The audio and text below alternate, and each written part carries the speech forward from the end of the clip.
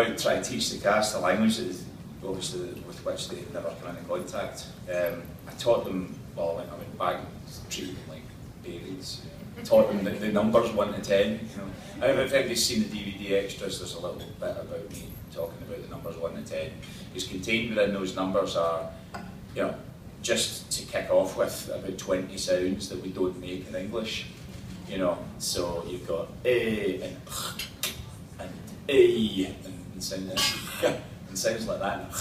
You know. So yeah, it's like for the first week, you know, it's just cast and me just lightly spraying each other with saliva. You know?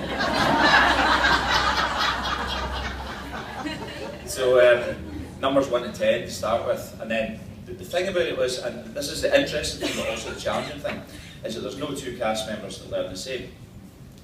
So there was a particular system for every single one, which you could only learn through trial and error, but we didn't have time for trial and error, we only had 4 weeks. Luckily then, the production gave us a stay of execution, we got an extra week at the end. But by that time, you know, obviously they'd realised, wait a minute, we're an extra week, it's not just for Gaelic, there's 101 things that we haven't quite nailed down yet that we need to do, so we didn't get any extra time. Still only maybe 3-4 hours a week with each cast member. So I was sort of thinking, you know, I've got to get them screen ready, so it's just shortcut central. What can I think about, you know, what can I work out here to do the job as quickly as humanly possible, and then to instill them enough confidence to be able to act at the same time, because this is the thing, it's like the most difficult thing ever is trying to maintain a foreign language and act like you speak it from birth, while actually trying to give the role some kind of credibility and some kind of emotion, you know. That's a challenge. But I mean, as we can see, obviously, you know, the cast have done a fantastic job, because the great thing was, and you know, I maintain this, you know, the great thing was that we basically didn't have any divas. There was nobody that went, I'm not going in there doing that, and I don't want to be, no, I don't just come in and get stuck in.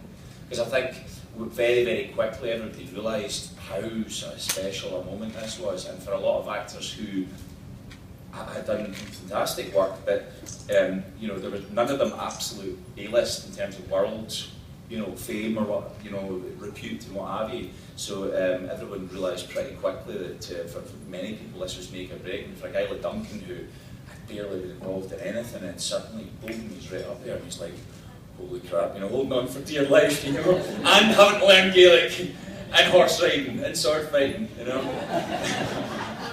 So we get into the cottage, you know, that first ever big Gaelic scene where Claire's sort of flung in, you know, and Duncan's face is basically sliding off, you know.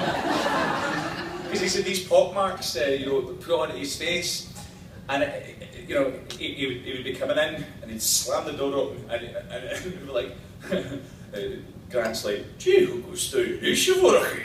And then Duncan's like, ah! And he's back again, boom! Gee, who goes to Ishivoraki?